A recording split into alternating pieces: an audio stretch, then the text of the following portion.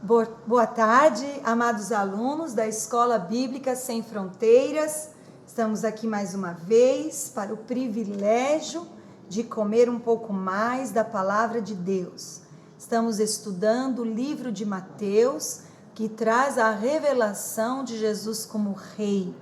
Estamos clamando nesses dias, venha o teu reino. Apesar de saber que esse reino já habita em nós, na pessoa do Espírito Santo, nós sabemos que também haverá a manifestação exterior desse reino. E como o mundo carece do governo de Deus, especialmente nesses dias que temos vivido. Quero chamar você, sua família, os seus amigos, aqueles que estão com você, e você que compartilha o vídeo, aproveitar nesse momento e compartilhar. Nós vamos estudar a aula de número 43. Se você está chegando agora, você tem uma série todinha no nosso canal aberto para que você possa assisti-lo. É bom que você assista na sequência, mas as palavras também trazem uma revelação da própria aula. Amém? Vamos orar, vamos pedir ao Espírito Santo que nos ajude, que nos revele, que nos ensine e nos capacite a aprender. Amado Espírito Santo, sem ti nós nada somos e nada podemos fazer. Por isso nós queremos te dar toda a liberdade para o Senhor sentar-se aqui conosco, nos ensinar, nos dar a capacidade de aprender, encher esse ambiente com a tua unção que despedaça o jugo, e te damos toda a liberdade de, enquanto a palavra for sendo ministrada, ó Deus, cura, libertação, perdão, arrependimento seja gerado em nós. Nós oramos no nome de Jesus. Amém. Nós falamos na aula 41 e 42 sobre lepra, porque Jesus iniciou o seu ministério purificando a lepra, né?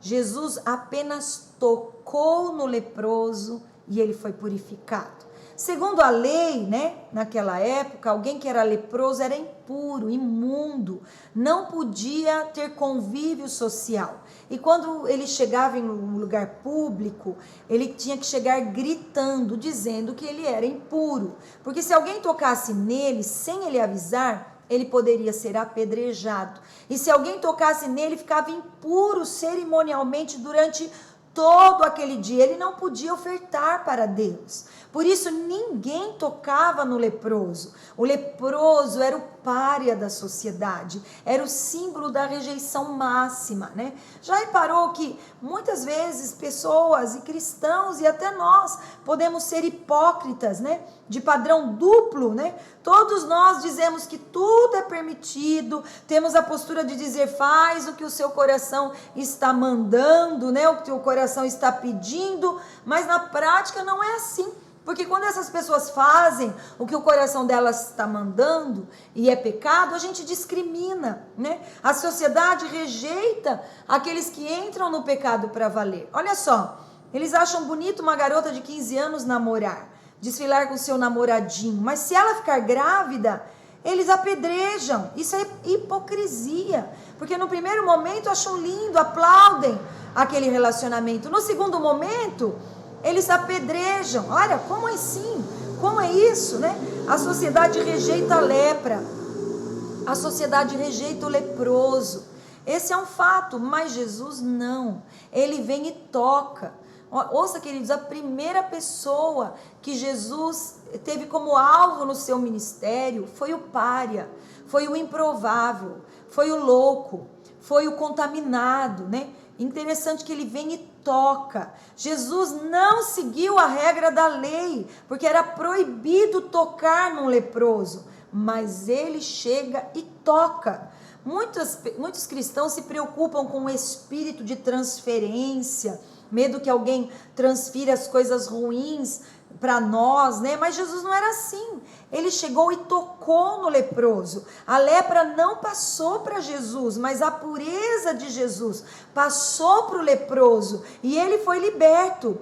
Quando você tocar em alguém e o fizer no poder de Deus, não tenha dúvida, você não vai receber o demônio que está nessa pessoa, nem a impureza, mas a pessoa vai receber paz, a paz que habita em você, da vida e da unção que está em você. Essa deve ser a nossa convicção. Jesus não começou o seu ministério nos palácios, né? Não começou nos púlpitos, nas grandes conferências, né? Começou sua obra não pregando para grandes homens e mulheres estudiosos, não, mas com aqueles que ninguém queria se relacionar, né? Ele começou com os leprosos. Então hoje é um dia... Quem poderia ser rejeitado hoje? Quem a gente poderia dizer que são os rejeitados hoje, né? Os homossexuais, os aidéticos, né? Os que têm alguma doença contagiosa, né? Com a história desse vírus, né? A gente não pode espirrar, né? A gente espirra, nossa, a pessoa sai correndo, não é mesmo? Mesmo com máscara, né? Quem é discriminado? Quem são essas pessoas da nossa era, né? E que não entendem esse tipo de conduta ou não têm essa revelação como cristão e tendem a discriminar. Se o Jesus estivesse hoje aqui em carne e osso, os primeiros que ele procuraria são esses, que são a escória, né, social, que são os separados, os excluídos, né, os tidos como grandes pecadores, né? Alguns dizem que eles estão suportando o juízo de Deus por seus pecados, por isso que eles estão nesse estado, mas não foi assim que Jesus nos ensinou, né? Até um tempo atrás a AIDS era uma doença dos homossexuais, né? As pessoas, então havia essa ideia de que eles estavam pagando pelos seus pecados. Isso é terrível, porque nós não estamos aqui para julgar e nem condenar ninguém. A Bíblia diz em João 3,17, Jesus dizendo, eu não vim condenar ninguém. Estamos aqui também como Jesus para falar uma palavra de perdão, para sermos o ministério da reconciliação, do amor de Deus. O Senhor quer tocar na vida dessas pessoas e quando o Senhor toca, Ele cura. Vamos ler então o texto seguinte ao nosso estudo em Mateus 8, dos versos 5 ao 13. Você está com a sua Bíblia aberta no livro de Mateus, capítulo 8, versículos 5 a 13. Diz assim: entrando Jesus em Cafarnaum, dirigiu-se a ele um centurião, pedindo-lhe ajuda, e disse: Senhor, meu servo está em casa, paralítico, em terrível sofrimento. Jesus lhe disse: eu irei curá-lo. Respondeu o centurião: Senhor, não mereço receber-te debaixo do meu teto, mas dize uma palavra só e o meu servo será curado. Pois eu também sou homem sujeito à autoridade, com soldados sob o meu comando. Eu digo a um, vai e ele vai, e a outro, venha e ele vem. Digo a meu servo, faça isto e ele faz. Ao ouvir isso, Jesus admirou-se e disse aos que o seguiam: digo-lhes a verdade, não encontrei em Israel ninguém com tamanha fé. Eu lhes digo que muitos virão do Oriente e do Ocidente e se sentarão à mesa com Abraão, Isaque e Jacó no reino dos céus. Mas os súditos do reino serão lançados para fora, nas trevas, onde haverá choro e ranger de dentes. Então Jesus disse ao centurião: vá, como você creu, assim lhe acontecerá. Na mesma hora, o seu servo foi curado. Então, o segundo caso de cura que Jesus operou no início do seu ministério foi o de uma pessoa que estava paralítica. Olhem, tremendo isso. Esse centurião não era judeu, não era filho de Abraão, não era o alvo, o propósito do ministério de Jesus, porque o ministério de Jesus era para os judeus. Mas a fé daquele homem provocou a graça que habitava em Jesus. E ele curou aquele servo paralítico. Enquanto a lepra aponta para o pecado, a paralisia aponta para a incapacidade de traçar os caminhos de Deus, de caminhar e fazer a vontade de Deus. Assim como a cura da lepra, a cura da paralisia é representativa. Jesus veio curar o paralítico depois de curar um leproso. Isso fala de cumprimento de propósito. Isso fala de você caminhar, de ir além da purificação do pecado, que é a doutrina da salvação. Fala de ir além, fala de desenvolver a sua salvação. Ouça, uma coisa é ter lepra, e depois de ser curado da lepra, como todos nós somos, pelo sangue de Jesus, sermos curados da paralisia, para você poder caminhar diante de Deus. Então, primeiro eu preciso ser purificado da lepra, para que então eu possa, depois da experiência do arrependimento e da confissão, eu ter de fato um encontro com, depois de ter tido de fato um encontro com Deus em Peniel, né? Então aí eu começo a caminhar com Deus. Muitas pessoas estão tentando praticar o que está escrito na Bíblia sem ter sido purificado da lepra. Mas não existe isso, só depois da purificação, de um encontro pessoal com Jesus, é que nós conseguimos caminhar. Então o leproso Jesus curou com o toque, o paralítico ele curou com a sua palavra. Palavra de comando ou autoridade. No grego a palavra poder é dinamis ou dunamis, de onde vem dinamite.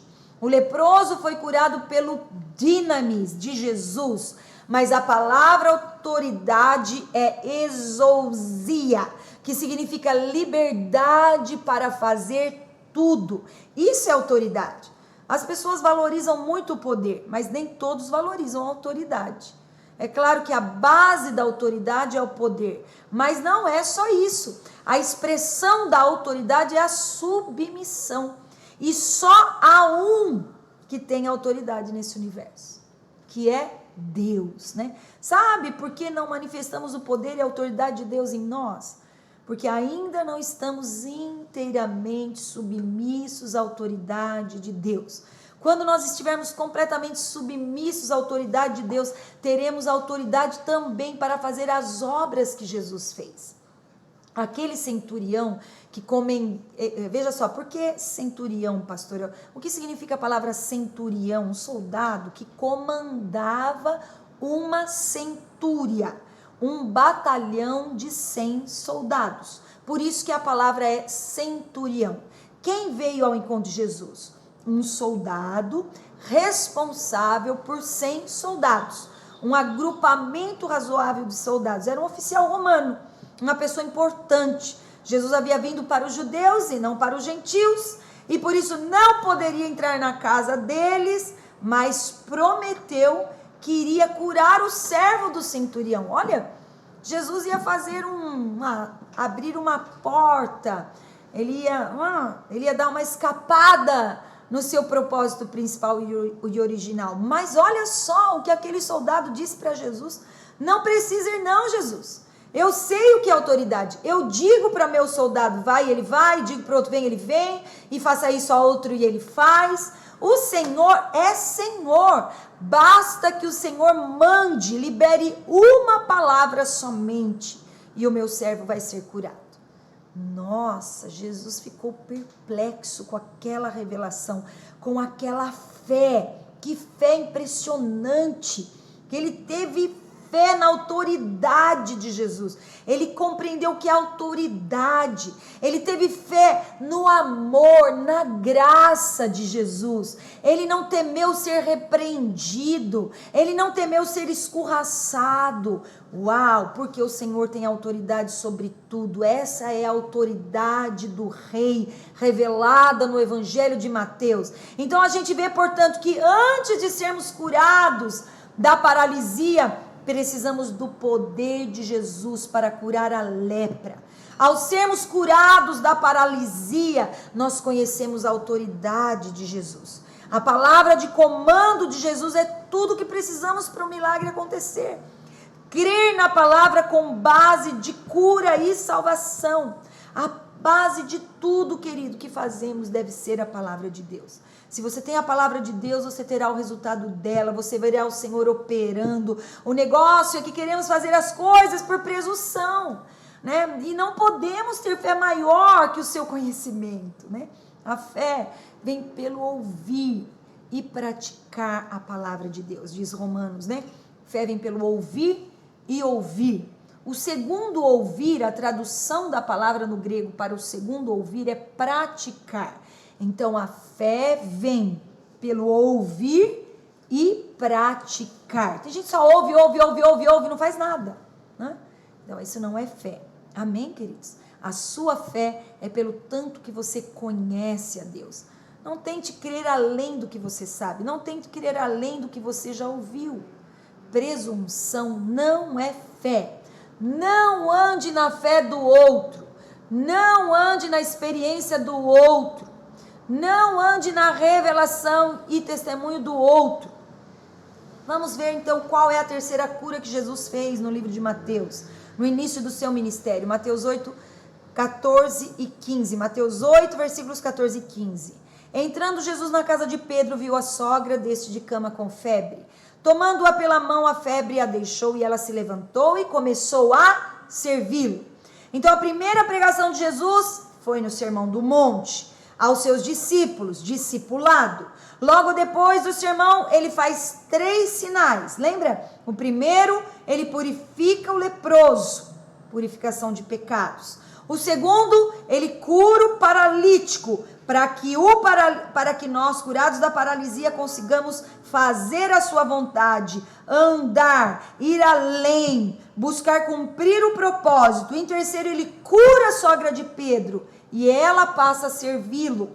Então, se a lepra simboliza o pecado, a paralisia, a nossa incapacidade de andar nos caminhos de Deus, a febre, que não é doença, ainda que haja doenças chamadas de febre amarela, tifoide, maculosa. Veja, febre é um sintoma, é um sinal que algo está errado no seu organismo. Quando nós temos problemas no nosso organismo, ele vai emitir sinais, alarmes, e um desses sinais é a febre. Mas esse sinal ou alarme mata. Por isso os pais ficam sempre atentos à febre nas crianças. Quando passa do grau de 39, eles correm. Eles já deram banho de água fria, eles já deram um antitérmico, eles colocam o termômetro. Quando a febre sobe muito, o que eles fazem? Eles correm, porque pode haver uma convulsão. Febre, não sendo doença, também pode matar.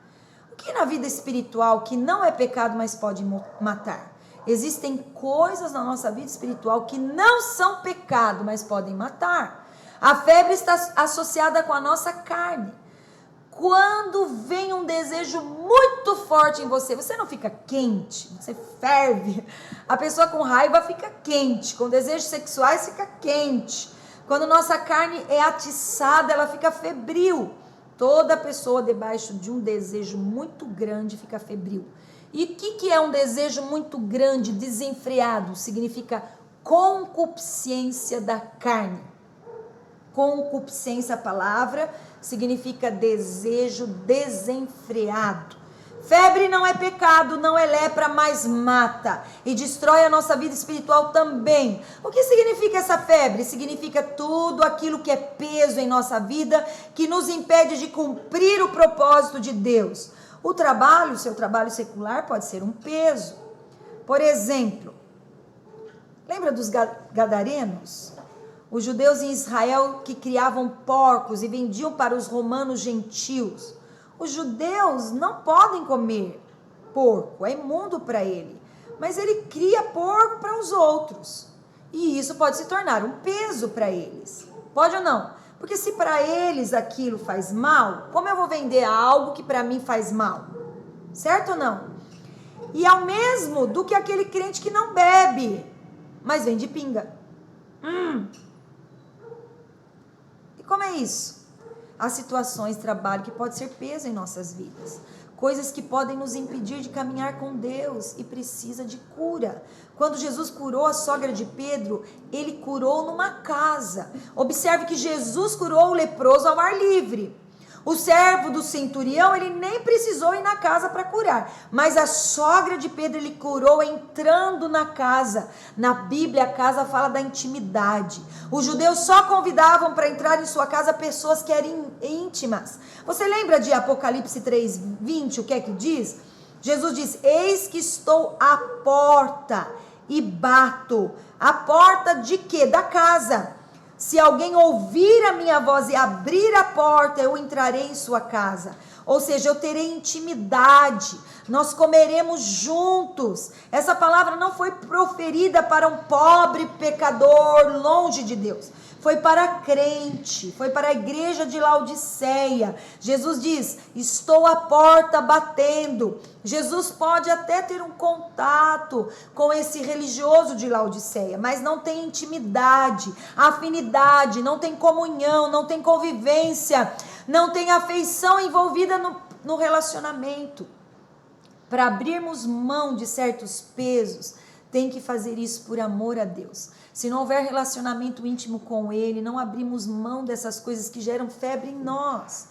Muitas pessoas são embriagadas para ganhar dinheiro, fazem muitas coisas que nem são pecados, mas são coisas que atrapalham sua comunhão com Deus e podem até matar você, podem destruir você espiritualmente. Isso é coisa séria, irmão. Para você vencer essas coisas, o Senhor tem que entrar num relacionamento íntimo com você. Só aqueles que são íntimos do Senhor conseguem vencer esse tipo de coisa e entrar em consagração. O que é consagração? É ser separado das coisas que não são pecado, mas que podem atrapalhar você no cumprimento do propósito.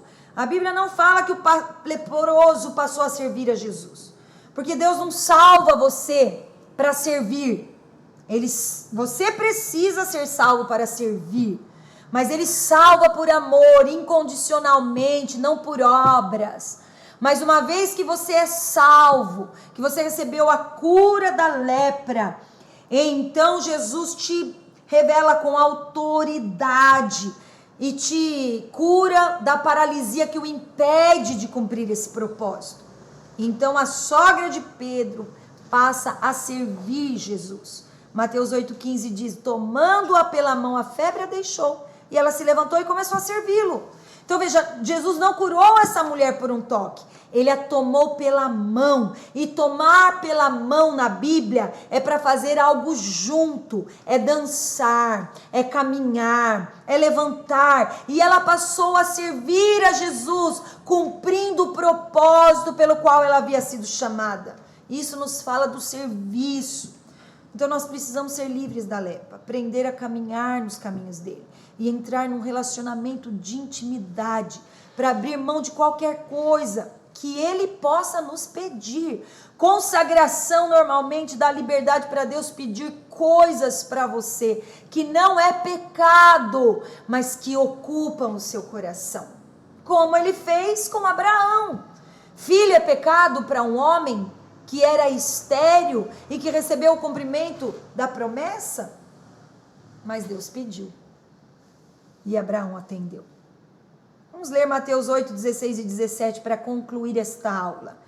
Mateus 8, 16 e 17. Ao anoitecer foram trazidos a ele muitos endemoniados, e ele expulsou os espíritos com uma palavra, e curou todos os doentes, e assim se cumpriu o que fora dito pelo profeta Isaías: ele tomou sobre si as nossas enfermidades e sobre si levou as nossas doenças. Tudo o que fazemos na vida da igreja é pela palavra. Cremos na cruz, cremos que na cruz o Senhor Jesus carregou todas as nossas enfermidades e doenças. Se cremos nisso, não precisamos andar doentes. Essa não é a vontade de Deus. Há pessoas que dizem assim, estar doentes pela vontade de Deus, mas olha que hipocrisia, elas estão doentes pela vontade de Deus, mas tomam remédio. Isso parece contraditório, porque se elas estão doentes pela vontade de Deus, então eu tenho que ficar doente, certo ou não? Mas se elas estão doentes pela vontade de Deus e tomam remédio, vão no médico, fazem tratamento, então tá errado, certo ou não? Eu não estou dizendo que você não deva tomar o remédio, não estou dizendo isso, mas estou dizendo que a doença não é da vontade de Deus, porque se é da vontade de Deus, tomar remédio é ir contra a vontade de Deus. Uau! Como alguém pode estar doente pela vontade de Deus tomando remédio? Se toma remédio, então não está gostando da vontade de Deus. Deus é bom? Se a doença vem de Deus, ela também é boa, certo? Então usufrua da doença, tire proveito dela, deleite-se. Mas nós não. sabemos que a doença não vem de Deus. Deus não criou o homem para viver doente, não criou Adão para estar enfermo. A enfermidade entrou por causa do pecado e por causa do diabo. É o diabo que gera a doença. Claro, você vai me dizer, pastora, mas se eu comer mal, não descansar? Sim, sem dúvida. Mas para tudo isso há cura. Glória a Deus, né? Que o sangue de Jesus alcança tudo isso. Existem causas para a enfermidade na Bíblia. Então vamos ver algumas. Primeira causa de enfermidade é a causada pelo diabo. Lucas 13, 11 e 12 e 16. Lucas capítulo 13, 11, 12 e 16 diz: E ali na sinagoga, na igreja dos judeus, estava uma mulher que tinha um espírito que a mantinha doente havia 18 anos. Estava o quê?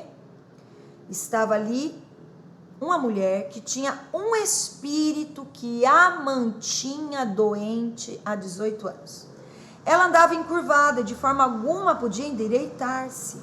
Ao vê-la, Jesus chamou à frente e lhe disse: mulher, você está livre da sua doença. Ele não falou isso, você está curada. Ele disse: você está livre da sua doença. Então essa mulher, uma filha de Abraão, a quem Satanás mantinha presa por 18 longos anos, não deveria, no dia do sábado, ser libertada daquilo que aprendia? Então veja, essa mulher estava presa pela enfermidade. Enfermidades e doenças não vêm de Deus. Não aceite, não se conforme com a doença, com a enfermidade. Você não tem que viver doente, nem tem que morrer doente. Podemos morrer de velhice, o que é muito melhor. Faz parte da vida morrer? Faz. Mas podemos morrer com 100 anos de idade, sem doenças e enfermidades. É possível isso. Mas existe também muita incredulidade. E Jesus disse: tudo é possível ao que crê. Atos 10, 38 diz: como Deus ungiu a Jesus de Nazaré com o Espírito Santo e com poder, e como ele andou por toda parte fazendo o bem e curando todos os oprimidos pelo diabo, porque Deus estava com ele. Curando o quê? Todos os oprimidos. Jesus andou por toda parte, curando doenças que eram opressões do diabo. Portanto, a primeira causa de doença é demônio. Vamos ler Marcos 9, 25. Quando Jesus viu que uma multidão estava se ajuntando, repreendeu o espírito imundo e dizendo: espírito mudo e surdo, eu ordeno que o deixe e nunca mais entre nele.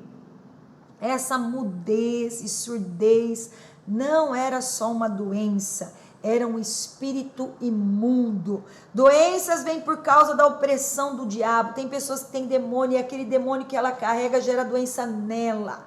Se repreendermos o demônio, a doença vai embora junto. Olha, tem doença causada por demônio, tem doença que é demônio. Uma doença que é demônio, quando você repreende, ela sai. Doenças que são demônio não são detectadas por nenhum exame. Podem ser feitos muitos exames, mas não há nenhum diagnóstico. O médico fala: você não tem nada, basta orar por essa pessoa e a pessoa é liberta da doença. Há demônios de enfermidade, que não é igual àqueles que manifestam, que falam, mas são demônios que oprimem, que causam dor, que é pior do que o outro. Tem doença causada por demônio e aí é outro caso. Qual é o outro caso? Segunda causa de enfermidades, a enfermidade causada por pecado. Salmo 32, versículos 3 e 4. Enquanto escondi os meus pecados, o meu corpo definhava de tanto gemer.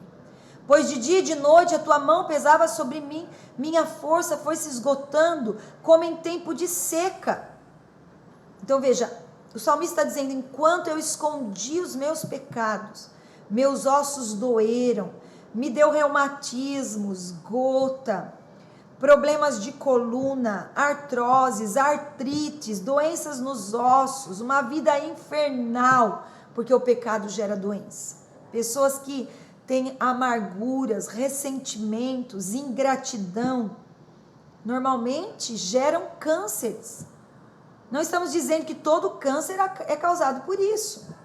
Mas o ódio, por exemplo, pode causar doença em nós. Causam úlceras em nós, problemas de estômago, dores de cabeça, enxaquecas, né? Doenças chamadas de psicossomáticas, que falam dos transtornos emocionais, né? Eu não estou acusando você, meu querido, eu não estou condenando você.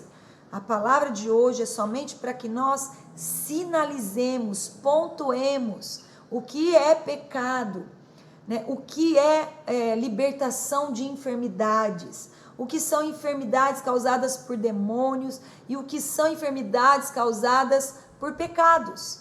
Mas que bom, que a boa notícia é que Ele levou sobre si todas as nossas doenças e enfermidades. Por suas feridas nós somos curados, somos libertos. E hoje este sangue cai sobre a sua vida, né? Este sangue liberta você. Em nome de Jesus, eu ordeno agora que todo espírito de enfermidade que oprime a sua vida aí na sua casa, saia agora. Em nome de Jesus, eu dou uma palavra de autoridade, que é no nome de Jesus. Espírito de enfermidade, sai agora, em nome de Jesus. E para todas as enfermidades que são geradas por pecados, meu querido, há perdão para você hoje. Mais uma vez, este sangue, o sangue de Jesus, está escorrendo e purificando a sua vida. Você tem perdão disponível e cura de todas as enfermidades. O Salmo 103, 4 e 5 diz: bendize a minha alma ao Senhor, e tudo que há em mim bendize ao teu santo nome. Bendize a minha alma ao Senhor, e não se esqueça de nenhum dos seus benefícios. É o Senhor quem perdoa os meus pecados, quem perdoa as minhas iniquidades e sara todas as minhas enfermidades, todas as minhas doenças. Feche os seus olhos e vamos agradecer a Deus por esta aula. Muito obrigado, Senhor, porque hoje é a cura disponível para nós. Te agradeço pela cura que o Senhor está manifestando através desta aula. Te agradeço pelo perdão dos pecados. Não há Deus, nenhum outro Deus capaz de perdoar pecados. Graças te damos, Senhor, porque o maior milagre está em recebermos o perdão e a cura das nossas enfermidades. O maior milagre está em sermos livres da opressão do diabo que gera essas doenças em nós. De todo o nosso coração, eu oro crendo, tudo é possível ao que crê. No nome de Jesus, amém e amém.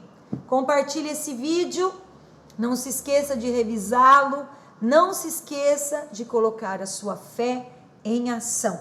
A cura para todas as enfermidades. Amém? Deus abençoe você e até a próxima aula.